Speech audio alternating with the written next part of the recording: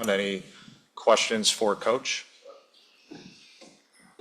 What better way to start? With Doug, yes. Yes. You haven't heard the question. Can you get a bigger banner for your? Couldn't fit on, I was joking. No, I'm just kidding. Coach, there's obviously a lot of eyeballs on tonight's game. Could you think of a better way to start off the WNBA season than having this game and then the game in Vegas, which is obviously a big game as well? Yeah.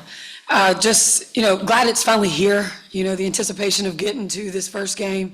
Had the opportunity to play in front of sellout crowds in our exhibition games, which was, kind of help prepare this young group for what this is going to feel like. Just excited to get it going. 7:30 just needs to hurry up, get that tip up, and let's go. Coach, good to see you. Hey, so with Kelsey Mitchell, being limited, what are your thoughts out of two guard and sort of how you handle that particular position tonight? Yeah, well, we're just kind of waiting on how Kelsey handles her warm up before we make a decision.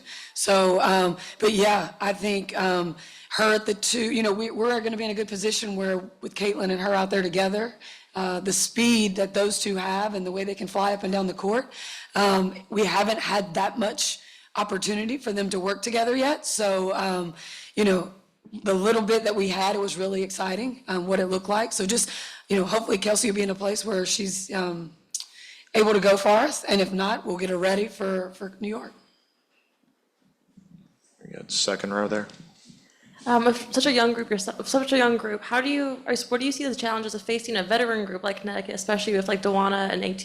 Yeah, a veteran group and a physical group. They are, they kind of set the standard for that toughness. They're going to get up, they're going to guard us, they're going to try to blow up our dribble handoffs, they're going to probably read us a lot, which is a trap. So, we've just got to be able to have the mental toughness to handle what they throw at us. And, with a young group, sometimes that's, it takes some time. But, we established, like last year, what we established and where we are today is much further along than we were last year at this time. So hopefully we've added some vets as well. And just the way we've run training camp and how hard we tried to make it to try to prepare them for this game especially. Go second row there. Coach, what's your sense about how Caitlin's feeling right now, locked in? Just could you give us a sense of what you see for someone who's facing so many expectations tonight? Yeah, no, Caitlin is, when it's time to play basketball, Caitlin is locked in. She just has this crazy competitive spirit, and she just wants to do whatever it takes to win. She was walking to the bus, like she still has a fun, try to keep it light, but when it's time to go out, she is going to do whatever it takes for the Indiana Fever to have a chance to win this game. Howard. Coach, couple others, just in terms of Lou and what you've seen out of her preseason, is she ahead of where you had reason to expect her to be coming off at layoff? Yeah, when we went to Dallas to play that first preseason game, she was supposed to start and was unable to play, after warm-ups, and was really disappointed because I was really looking forward to her to have that first exhibition game to kind of get the jitters out. It's been a while since she's played. But Lou's basketball IQ is so high, and she just picks up things so quickly. So, adding her as one of those vets to our locker room has not only helped us on the court with the way she communicates with players, but also off the court as well. And obviously, so much time in this game through the years, knowing you're about to be coaching a game that's probably going to have as many eyeballs as just about any you've been involved with. Yeah. Have you taken any time to kind of reflect on that, of what this feel like tonight? Yeah. Sometimes I think the one thing that I hear the most from people is just make sure you take a moment to just take it in and enjoy what's happening right now with women's basketball and with the Fever. I mean, to me, it's just really exciting with the young talent that we have and what we've added, what we can do, but it's still going to take time. I mean, we're still, right into this second year, add these players, it's a process. And, we've just got to make sure that we keep getting better every single day. Doug, go ahead. Coach, you mentioned the sellout crowds and such. Does it help? That's nothing to Caitlin. She's played in that for the last 2 years. Aaliyah had huge crowds in South Carolina. Right. I mean, does that help that there shouldn't be fazed by having loud crowds on the road and at home for you guys? Yeah, I mean, you're exactly right. I mean, they've been part of those college teams that have those kind of crowds every night. So it's not probably something too different for them. But then in this arena, in the WNBA, for us to have these sellout crowds, it's just something we've never experienced, and it's so exciting. Second row there. You guys saw the Sun with and without Bree Jones last year. Just how much does she change the calculus, especially for Aaliyah and Melissa? Right, yeah, Bree Jones is so talented. I mean, she's a big force down there, both on both ends. I mean, she's a really great post defender. I know, she's got a few years on Aaliyah, and sometimes those post vets have their ways of like doing some of those vet things. And so, but it's just good. She's back. I'm so happy she's back and healthy. And with her on the floor, it makes it really dangerous. For us, especially, she's a rim protector as well. She alters shots. She plays really good help side defense. So just for them, having her on the floor helps so much. We have one on the front row here in the right, Ron. Yep. Hi, I was just wondering if there's anything at all that's surprised you about Caitlin, finally knowing her, coaching her, knowing what you were getting. Is anything kind of taking you aback at all?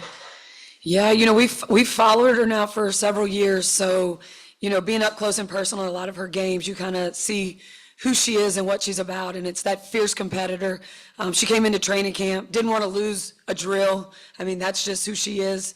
Wanted to was trying to figure everything out, probably way sooner than some people expected, but she just has such a high basketball IQ. She was able to fit right in. I think it's more about our players figuring her out because of her amazing passing ability, her ability to push the ball. I mean, she sees things before, most people. She reminds me a lot of when I had the opportunity to coach Sue Bird. Just there was sometimes Sue Bird would make a pass up the floor at times, and I'd be like, "Whoa, Sue!" And then it would just be spot on. And she has that vision. Go back, second row on the left. Coach, you said you want to take a moment to enjoy what's happening in women's basketball, women's sports right now. In your words, what is happening in women's basketball, women's sports? I think just the eyeballs that are now able to watch the games because of, it being televised nationally, right? Like just the amount of games. It's never been like this before. You were always trying to get on the WNBA app or streaming some other streaming service. Sometimes it would work. So, I think just it's growing because of people are able to see it now, and they're able to fall in love with, the way these women are playing the game. I mean, these guys they play so hard, it's not above the rim. So the fundamentals are, you get to watch these guys make great passes, make logo threes. You get to see this, and it's just so impressive. And I just think, had we been more visible sooner, maybe it wouldn't have been today that this was happening. I will take it though. I mean, it's exciting right now that so many people are watching our game and are so passionate about it. I think we got two on Zoom. DJ, do you want to start? Yes, this coach. Well, congratulations. But my question is this: I'm sorry. With a lot of focus on Caitlin's debut, how are you ensuring that this defensive unit stays focused and effective? I know last time you mentioned you wanted them to get back specifically in transition. I didn't really understand. Transition defense, I think, just compared to the preseason games. Yeah. That's actually one of our themes this week was working on our transition defense. I think a lot of times we were more worried about our own man instead of not having a man in transition. You just got to pick up the ball. You got to protect the basket. And then you also just have to load to the action. So, I told him today, you don't have a man in transition, you have your teammates back. And that's something that we've just been trying to harp on, instead of worrying about, just making sure yours doesn't get that basket. You got one more on Zoom. Is that Christos? Hello, coach. Have a great season, first of all. I would like to ask you, which one is that thing that you would like to pick as the most enjoyable in the team from your perspective? What do you like most about this team? What do you like most about the team? I love the fact that we have 5 players on the floor most of the time that can shoot the three. And I think that just makes for great spacing. I think that, takes a lot of pressure off of Leah Boston down there when, last year she was being triple teamed at times. That's really hard to do now. So just the spacing and the ability to see players catch and be able to make plays and not, in the post and not have 1 or 2, 3 players guarding them at the same time. All right. Coach, thank you so much. We'll bring Caitlin.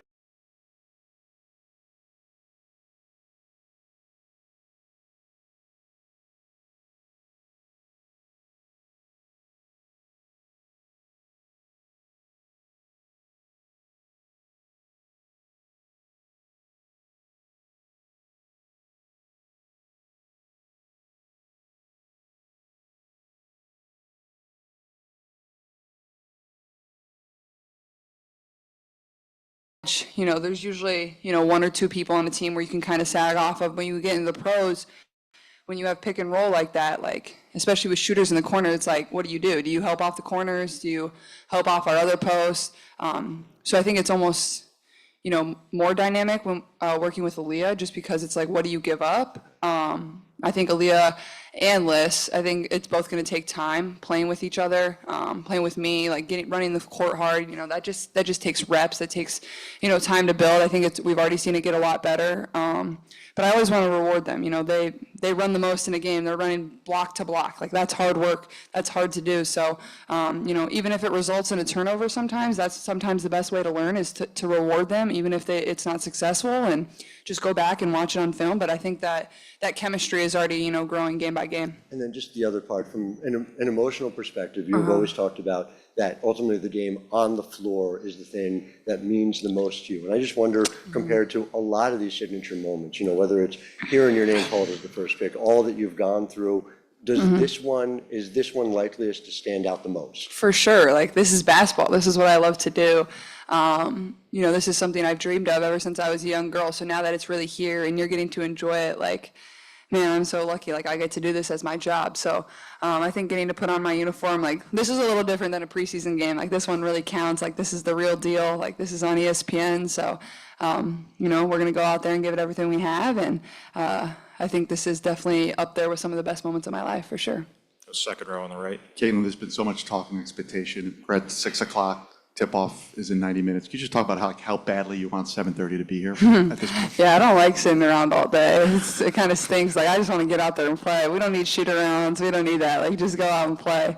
And honestly, it's different. I was telling my teammates in the locker room, was like, at Iowa, like, we would just show up like an hour and a half before. We kind of warm up a little bit and just head out there for the game. Like, we got here like 2 hours and 15 minutes before. I got plenty of time to sit and think about it. So, but no, I mean, this is exciting. This is fun. Like, the atmosphere, you can already tell, like, there's just a different buzz in the air. And, you know, that's what women's basketball should be. So I'm excited. Go second row on the left. Hey, Caitlin, Alex Raskin, Daily Mail. Do you sort of have to think of yourself as a player a bit differently now? Has the pressure to score changed significantly for you at this level? Like, in a way of, like, I need to score? Oh, I mean, hey, that would be great. I think I think my time in college, it was like, you know, I had to do that for my team. And I think now, being on the professional level, it's like seeing how I can impact the game, maybe even if, like, it's not an assist or it's not a basket, just the attention I'm drawing, whether I'm standing in the corner, they can't help off me, just like the little things that you learn that are definitely not showing up in a box score, and probably a lot of people watching aren't even noticing. But when you go back and watch the film with your coaches, it's like, this is making an impact on the game. So I think it's the little things. You know, I don't put pressure on myself to score a bunch of points. I think that's just going to come. But at the same time, I know this team's going to need me to score. So it's finding that balance. But also, they're going to need me to pass and facilitate and organize the offense and organize our group. And sometimes that's, you know, obviously a little different as a rookie. Like, you got to find your voice coming in here. And I think that's been something I've been trying to navigate. But yeah, I mean, I don't feel much pressure to score. I also didn't feel much pressure to score in college, and I still did it anyway. So. Go first row on the right. Yeah, Caitlin, hi.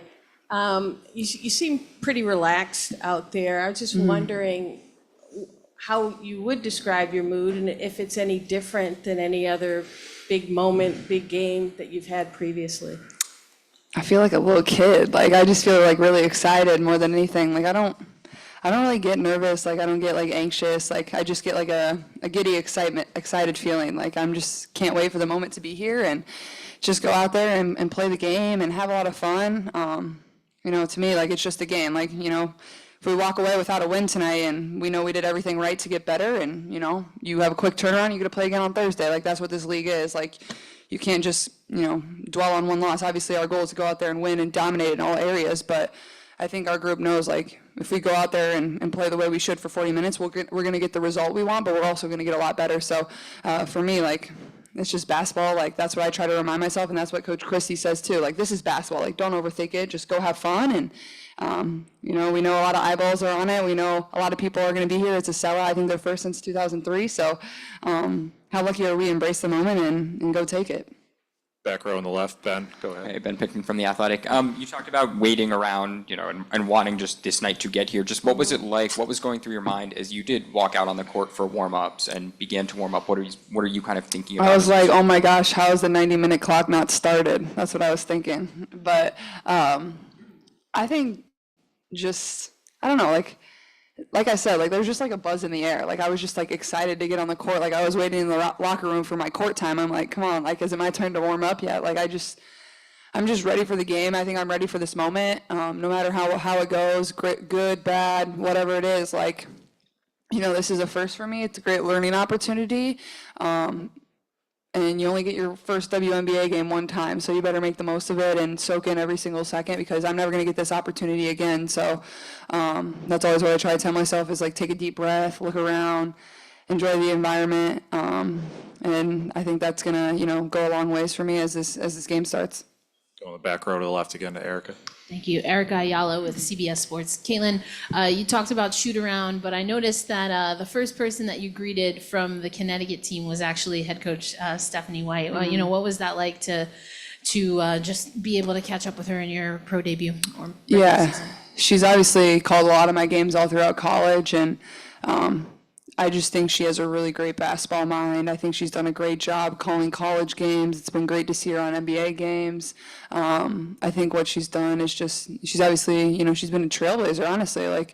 I think she's always been somebody that's been supportive of my game, and it's been fun to talk to her at shoot-arounds throughout my college career, and always been really supportive. And so I think the biggest thing is just it's fun to get up to go against her now for my first time after her calling a lot of my games. Now I get to play against her, so I think that's going to be a lot of fun for the both of us.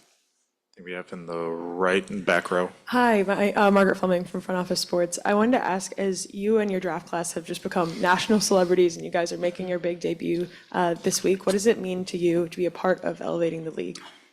Yeah, I think it's been special. I think obviously there's been so many stars and so much talent in this league, and the more this league's given an opportunity, the more it's going to flourish. I think that's the biggest thing, is the more we play on national television, the better the players are treated, no matter what it is. The more teams we have, expansion's going to help. The more talent we can get in the league. Obviously, there's less than 144 spots right now, and I know firsthand how much talent there is in the United States of America, or all across the world, of skilled basketball players. And the more we can get in this league, and the more talent and the more visibility, that's just going to help grow this game, grow the league even more. But I think coming in as a rookie and women's basketball across the board being at an all-time high, how lucky are we that we get to come in and be in this moment with everybody else? You can't really script it any better. And for me, I just feel fortunate, and hopefully we can continue to move it forward and continue to show the world how great women's basketball is. You got time for one more in the middle there, second row. Hi, Caitlin. It's Paulina, Fox News Digital. I have a question similar to that. There's been a lot of discourse around your rise in popularity, even before college, and I was wondering if you had recently seen Aja Wilson's comments about that, and if you had a reaction to that. I have not seen her comments, She but just honestly, essentially said to the AP that it was, there's a race element in her eyes, and I was wondering if that's something that even comes across your mind. yeah, I think there's, opportunities for every single player in women's basketball. I think the more opportunities we can give across the board, that's what's going to elevate women's basketball. It doesn't need to be just one or two players, and I think that even goes back to college. I think the parity in women's basketball is what's making more people want to come and watch it. And I think the more we can spread the love, show people, show their talent, show their teams, that's just going to continue to elevate it. So I think that's the biggest thing. I've had a lot of fun, being in the spotlight and helping grow this game and move it forward, and that's what I'm going to continue to do. But I think I know firsthand how talented this league is, whether it was me as a young kid or whether it's me now playing here, how many talented players are in this league. And the more we can share the love, the better this league's going to be. All right, thank you, everybody.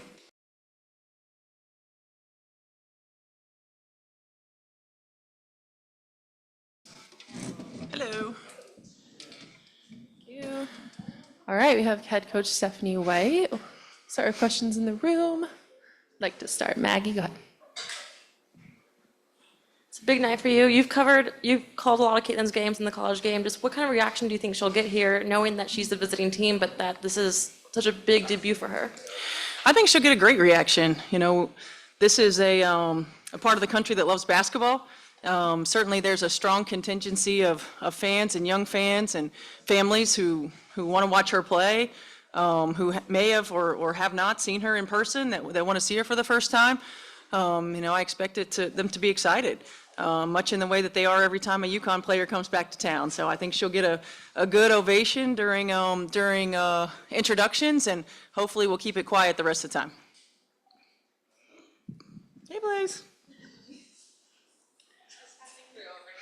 All eyes on women's basketball. A sold out crowd tonight. As a previous player and a coach now, what's that mean to you? I keep thinking in my mind and saying this to all of my friends, like, it's about time. It's about time. The best players in the world for now going on 28 years in this league. Certainly many movements that we've seen throughout the course of our time. The beginning after the Olympics. I think we've really springboarded since the bubble, and now with the new wave of fans who are coming in from college, that are really starting to carry over in a way that it hasn't before. I'm just really excited. Our game deserves it. Our league deserves it. Our players deserve it.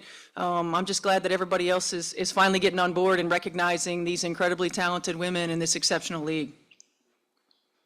I was just wondering if you had an update on Mariah and if she will play or not, and how will Brianna be on a minute restriction, or do you feel like she'll be full go? Yeah, Mo's gonna play. We're gonna evaluate her as we go. We've really been cognizant of managing her practice time to keep her ready for games. So we'll see how she feels when she gets out there. Breezy's going to be on a minutes restriction. We have a little bit of flexibility, but again, we're trying to play the long game here. We need to make sure that she works her way back from a conditioning standpoint, from a rhythm and timing standpoint. We've got another game in a few days, so making sure that we're mindful of playing the long game with her and continuing to help her build her endurance. I just wanted to ask you, what is the game plan going into tonight's game? I can't tell you that.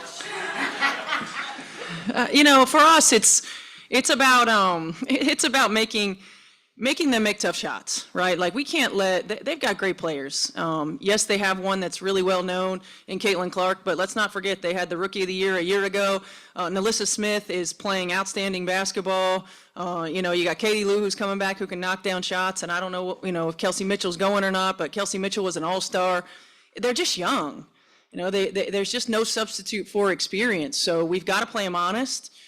We've got to force them to do the things that the numbers say aren't as strong as other things that they can do. Not allow them to get to their strengths, force them to hit tough twos, and force them into positions where they're uncomfortable in our defensive schemes and rotations.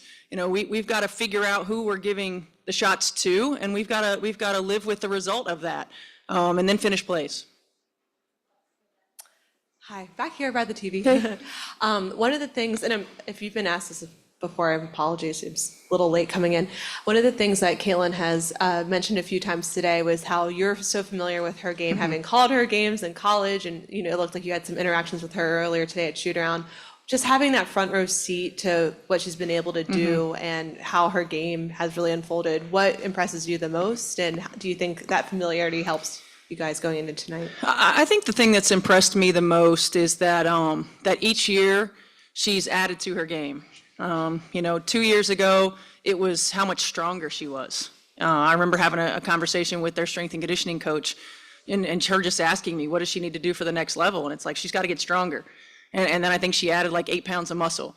Continuing to develop, getting to the rim and finishing at the rim, finishing with contact and not falling down. Getting opportunities for and ones, getting to the free throw line, all of these things, she's continued to get better. Look, I fully expect that no matter what way that anybody guards her in this league, that she's going to make the adjustment and she's going to learn to make that her strength throughout the course of the season. There are players who are exceptionally skilled, who rise to the moment, and you just have to try to make life as difficult as possible. So right now, we'll play the tendencies. We'll probably play the tendencies again on Monday, but the next time we see her, the tendencies aren't going to be the same. And I think that's the greatest strength that she has is, her love of the work. her love of perfecting and honing her craft. And that's what makes her exceptional.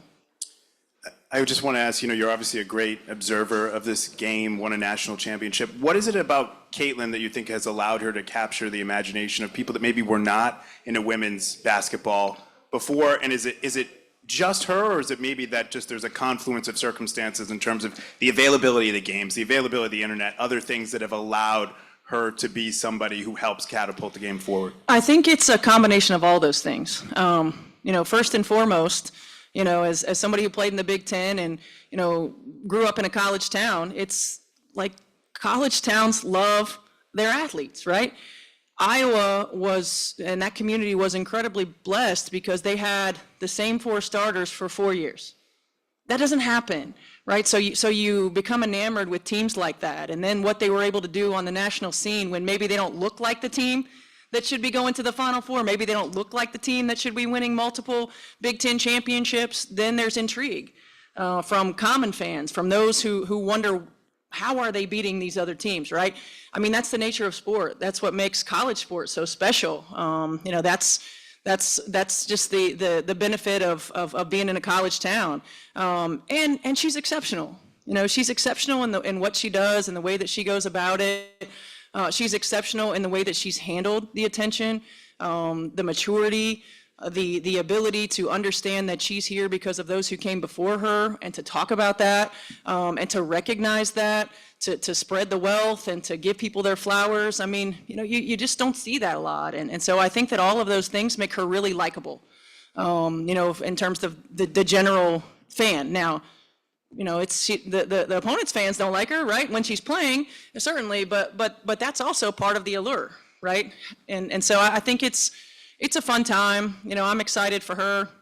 I'm excited for our game. With her, with Angel Reese, with Cardoso, with Juju, with Hannah Hidalgo, we're finding star power that we haven't seen before, and that's the intersection of fan engagement, players engaging with fans, social media impact, the availability of television games.